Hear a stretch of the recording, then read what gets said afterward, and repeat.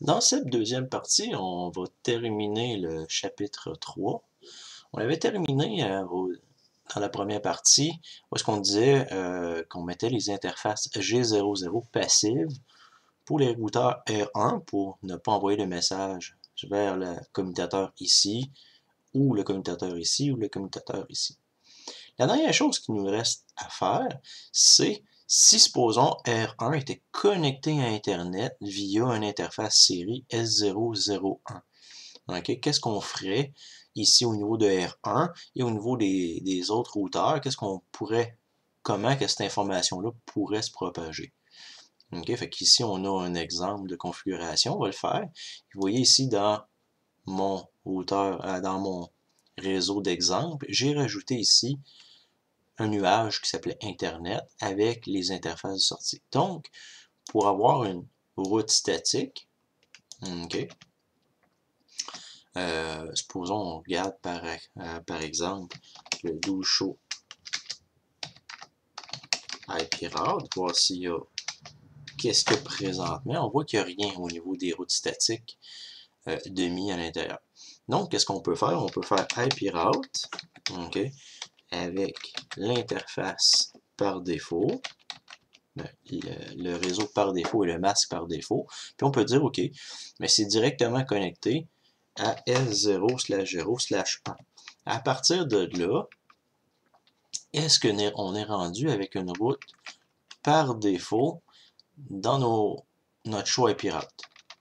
On peut voir ici que on a la route par défaut qui vient d'apparaître ici, S étoile, donc pour statique défaut, okay, qui dit donne-les au routeur qui est à l'autre extrémité de serial 001. Okay. Ça, c'est la première étape. On peut aller voir, est-ce que l'information est propagée présentement par RIP-V2? Si on va voir dans routeur 3, puis on fait un show IP route, on va voir qu'est-ce qui se passe. Okay. Si je fais un show IP route, présentement, vous voyez qu'il n'y a rien comme défaut. Présentement, le Gateway Last Resort n'est pas connu. Donc, présentement, R3 n'est pas capable de rejoindre l'Internet. Pour ce faire, qu'est-ce qu'ils nous disent de faire? C'est de configurer le routeur 1 pour qu'il distribue l'information. Vous voyez ici, il devient l'origine de l'information par défaut. Donc, on programme R1. On va ici en configuration. On retourne dans routeur, RIP, et on dit Default Information Originate. En d'autres mots, on dit distribue l'information par défaut. Donc, si on sort de là, on peut enregistrer. On va voir qu'est-ce que ça va donner au niveau de R3. Est-ce que R3, via R2, va avoir l'information? On retourne voir. Ah, vous voyez que à travers RIP, j'ai reçu l'information par défaut à 2 hop. Fait que via mon ami 192.168.4.2, okay, mon routeur adjacent, ici, 0.4.2, j'ai reçu l'information pour sortir le paquet vers Internet. Ça, c'est ce qui termine, dans le fond, la programmation de RIP. Okay, fait que là, présentement, tous les routeurs communiquent ensemble et tous les routeurs ont l'information pour aller vers Internet. Même R2, qui est l'intermédiaire, si on regarde sa table de routage, est maintenant au courant de comment aller vers l'extérieur. Vous voyez ici. Mais ici, au lieu d'être à 2 hop, il est à 1 hop. La section 3.3, c'est vraiment la table de routage. Comment que la table de routage, surtout pour IPv4, est divisée. Les entrées de la table de routage vont être divisées en plusieurs catégories. Fait que ça, ici, c'est la table de référence. On a un routeur R1 qui est connecté à l'Internet avec un commutateur à gauche. Une autre connexion série vers le routeur 2. Le routeur 2 a un petit réseau local ici, 172.16.2.0. Ici, le routeur 3 a .3.0 et aussi .4.0. il est connecté à travers un port série à un nuage, donc un ensemble de réseaux 192, 168. Puis les autres sont tous agrégés, sont tous mis ensemble dans un /16. Fait on ne sait pas combien il y en a, mais tout ce qui commence par 192, 168 va être connu par R3 puis va pouvoir être transféré dans cette direction-là. Fait qu'une table de routage, par exemple, R1 ici, c'est-à-dire R1 ici, va avoir des connexions directes avec les C et les L, les locales et les connected, okay, va avoir des informations apprises avec le R ici, donc avec RIP, va avoir aussi une route statique, okay, qui va avoir toute l'information. Fait que ça, c'est sa table de routage. Mais chaque entrée va avoir une particularité et un nom. Les premières entrées, c'est les qu'on a déjà vues, qu'on va revoir. Les entrées connectées directement sont les entrées qui ont soit un sigle C pour directement connecter. Donc ça, c'est l'IP adresse qu'on a donné 172.16.1.1. Ça, c'est l'IP adresse qu'on a donné à l'interface. Et ensuite, on a donné un masque. Comme ici, on a donné /24. Donc, ça fait deux entrées dans iOS 15.0 et plus. Il va y avoir deux entrées à chaque fois qu'on fait interface gigabit 00, puis on fait IP adresse 172.16.1.1/24, ça veut dire 255.255.255.0. Il y a ici le /24 qui apparaît pour le masque. Donc ici, c'est des zéros parce que c'est pour représenter tous les adresses de ce sous-réseau-là. Et on a aussi une entrée locale, une /32, donc qui est une IP adresse complète, okay, ou de host pour l'entrée. Fait que vous voyez ici que on avait R1 avec trois interfaces. Donc ici, on a trois paires de CL, de connected et de local, pour les trois interfaces. Un sur le gigabit 00, un sur le serial 000 et un autre sur le serial 001. Donc, c'est nos trois interfaces. Donc, l'entrée, si on la décortique, on a l'origine de la route, soit un C, un L, un R. Okay, on a beaucoup d'informations ici. Okay, ça pourrait être un O pour SPF. Ensuite, on a le réseau de destination, plus le masque. Ensuite, la distance administrative, comment on l'a appris? Si c'est directement connecté, okay, la distance administrative est 0. Sinon, ben, c'est 120, 90, dépendamment du protocole de routage. Ensuite, la métrique dépend du protocole de routage dynamique. Comme ici, comme c'est RIP, c'est le nombre de sauts. En d'autres mots, c'est le nombre de routeurs pour rejoindre le sous-réseau. Comme ici, 172.16.4.0, ben, il y aurait 1, 2 hops. Donc ici, on voit qu'il y a 2 hops pour rejoindre ce réseau-là. Tronçon suivant, c'est à qui je donne, à quel routeur, quelle est l'adresse IP du routeur à qui je donne ce paquet-là. Fait qu'on sait ça, cette information-là. On a l'interface de sortie aussi. Par quelle interface je dois sortir le paquet. Donc ça nous donne aussi des informations sur comment je dois construire mon header layer 2, c'est-à-dire mon en-tête layer 2. Et ici, le dernier paramètre, le routage de route, c'est pour dire depuis combien de temps je connais le chemin. Okay, le chemin 172.16.4.0, ça fait combien de temps que je connais ce chemin-là. Une des utilités de ce champ-là, je m'en allais dire avantage, mais une utilité, c'est que je peux voir ça fait combien de temps que la route est valide. Donc, dans un réseau où est-ce qu'on pourrait avoir des problèmes de circuiterie, où est-ce que le port ici série pourrait tomber, remonter, ça veut dire link up, link down, ben, je pourrais le voir ici. Okay. En plus de le voir dans les syslogs, je pourrais aussi le voir ici. En d'autres mots, on appelle ça souvent du route flapping, où est-ce qu'on perd une route, on a une nouvelle, on perd une route, on a une nouvelle. Fait qu'à partir de là, cette information-là peut nous aider. OK, les termes associés aux tables de routage, le premier terme, c'est quoi une meilleure route? C'est quoi une route de niveau 1? c'est quoi une route parent de niveau 1 puis une route enfant? Bien entendu, on devine tout de suite qu'une route enfant est associée à un parent de niveau 1.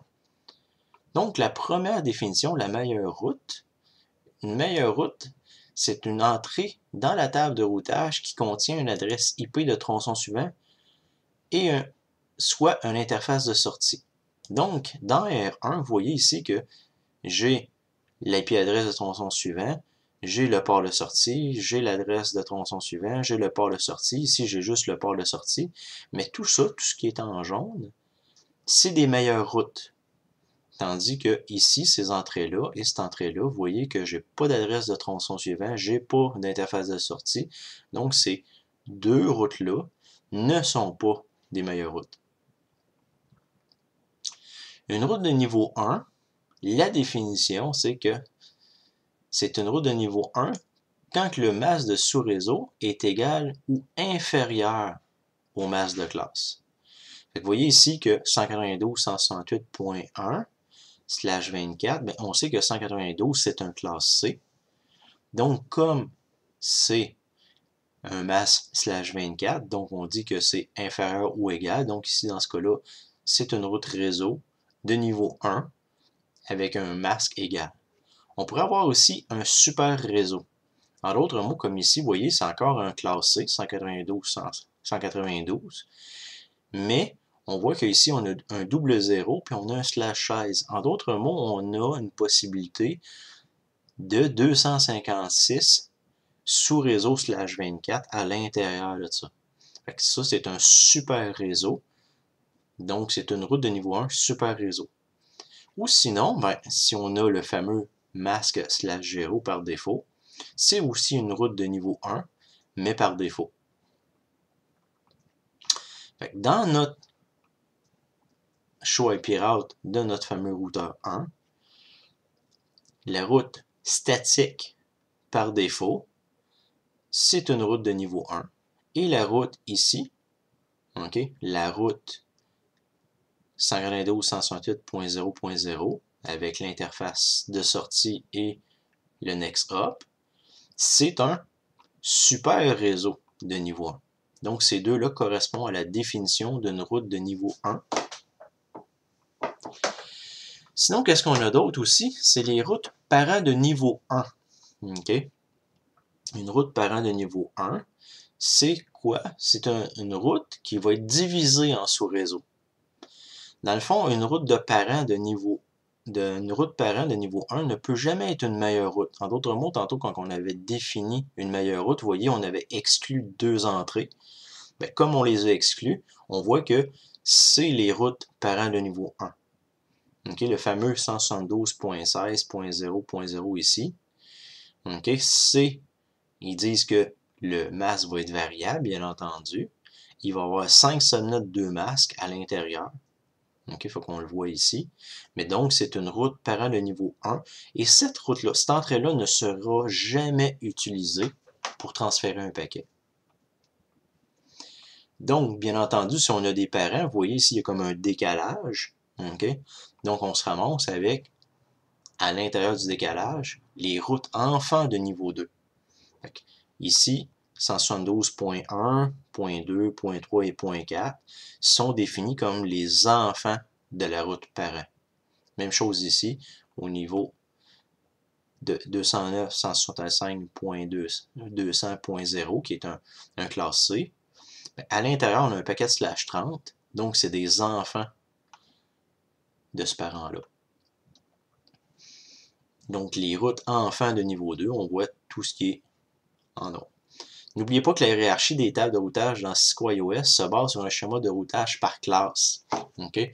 Au niveau des classes, elle a été utilisée pendant un certain temps. Donc, quand ils ont refait les tables de routage, comment ils ont défini ça, ils ont quand même laissé beaucoup d'informations qui rappellent que la hiérarchie était par classe. Donc, un coup qu'on a appris tout ça, c'est quoi le processus de recherche d'une route dans la table? Dans notre table, quand je reçois un paquet avec une adresse, comment que je fais pour chercher à l'intérieur de cette table-là? Bien, la première étape, c'est si la meilleure correspondance est une meilleure route de niveau 1, la route est directement utilisée pour transférer le paquet. Sinon, qu'est-ce qu'on fait? C'est si la meilleure route correspondante à une route parent de niveau 1, il faut passer à l'étape suivante. Fait que là, on examine les routes enfants. Okay, comme ici, on avait un paquet qui commençait par 172.16, on arrive ici, puis on dit OK, non. Ça, comme on ne peut pas l'utiliser, il faut aller voir les enfants. Puis c'est là qu'on descend à l'intérieur des enfants pour voir est-ce qu'il y a une correspondance avec les routes enfants de niveau 2. Si on n'a rien, okay, au niveau des routes enfants de niveau 2, on passe à l'étape suivante. On fait la route continue, le routeur continue à rechercher des routes de super réseau pour voir est-ce qu'il y a, comme par exemple ici le super réseau 192, 168, je vais continuer avec des super réseaux pour voir est-ce que je suis capable de trouver les informations. Sinon, ben, il va y aller soit par avec, il va descendre jusqu'à la route par défaut, fait que soit les super réseaux, soit la route par défaut, et ensuite, qu'est-ce qu'il va faire? Ben, s'il n'y a pas de route par défaut, il va supprimer le paquet. Fait que ça, c'est les différentes étapes qu'il va parcourir à travers la table pour essayer de trouver une correspondance du mieux qu'il peut à travers les différents types de routes.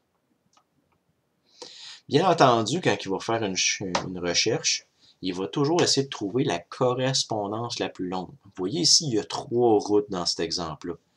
Il y a 172.16.0.0/12. Il y a un /18 et il y a un /26. Okay, ça, dans le fond, c'est le masque. On a un paquet qui est destiné à 172.16.0.10. Vous voyez que je vais faire correspondre tous les bits. OK, ça match. C'est équivalent. Les bits ici en orange sont équivalents aussi. Les bits ici en orange sont équivalents aussi. Fait que la meilleure route pour ce paquet-là, c'est la route 172.16.0.0/26 parce que c'est lui qui a la plus grande correspondance. Donc, la plus grande correspondance dit que c'est le meilleur chemin. Si on regarde du côté de IPv6, les entrées ressemblent beaucoup à ceux de IPv4, sauf qu'il n'y a pas de hiérarchie. Okay? Il n'y a pas de hiérarchie de route par classe, étant donné que IPv6 est sans classe. Quand ils l'ont construit, ils ont dit on ne fera pas de classe dans ça, puis étant donné que ça pourrait nous limiter. Fait qu'il n'y a aucun parent de niveau 1, puis il n'y a pas de route enfant. Qu'est-ce que ça peut ressembler? Ben, c'est à peu près les mêmes paramètres.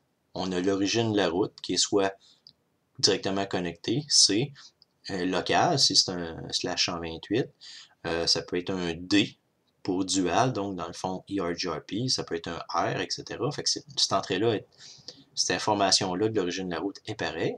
Ensuite, on a le réseau connecté directement. On a la métrique, la distance administrative et l'interface de sortie. Donc, tous les champs sont équivalents à ce qu'on voit dans Show IPv, Show IP Route, mais dans Show IPv6, on a les mêmes champs. Vous voyez ici, on a une table complète pour R1. Les réseaux distants, bien entendu, on a soit qu'est-ce qui est local, des D ou des C. Sinon, ben, les entrées pour les réseaux distants, comme vous voyez ici, ça c'est appris local, ça ici c'est appris via un ami. Ça aussi c'est la même affaire, dual c'est le D. Ici pour ERGRP, ben, cette route-là est appris aussi via un autre routeur, et ainsi de suite. Fait qu'ici, vous voyez que pour R1, il y a 3 routes qui ont été apprises via notre ami FE80 2.2.3 pour qu'ils correspondent. Vous voyez ici que le D nous indique que c'est ERGRP.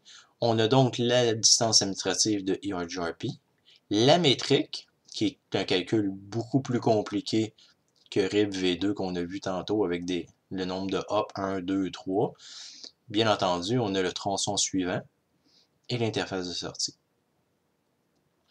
Donc, en résumé, on a vu vraiment les protocoles de routage dynamique qui vont être utilisés pour propager l'information plus rapidement. Vous voyez, tantôt, quand j'ai rajouté ici que routeur 1 avait une route pour Internet, aussitôt que j'ai programmé R1, toute l'information s'est propagée directement dans les autres routeurs. Fait que c'est ça les avantages, c'est que chaque fois qu'on fait un changement, des fois, il peut être juste local à un routeur et tout le monde va bénéficier des informations.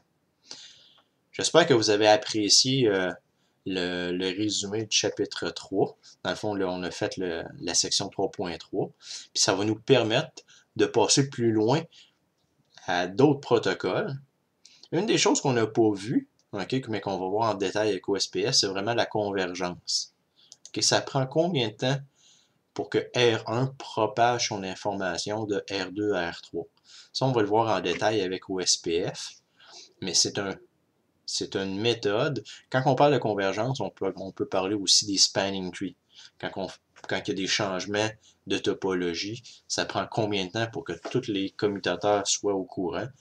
On parle de convergence aussi. Fait, comment qu'un réseau réagit au changement, c'est souvent appelé convergence. J'espère que vous avez apprécié, puis on va se voir dans une autre vidéo pour parler de comment on programme un laboratoire. Merci.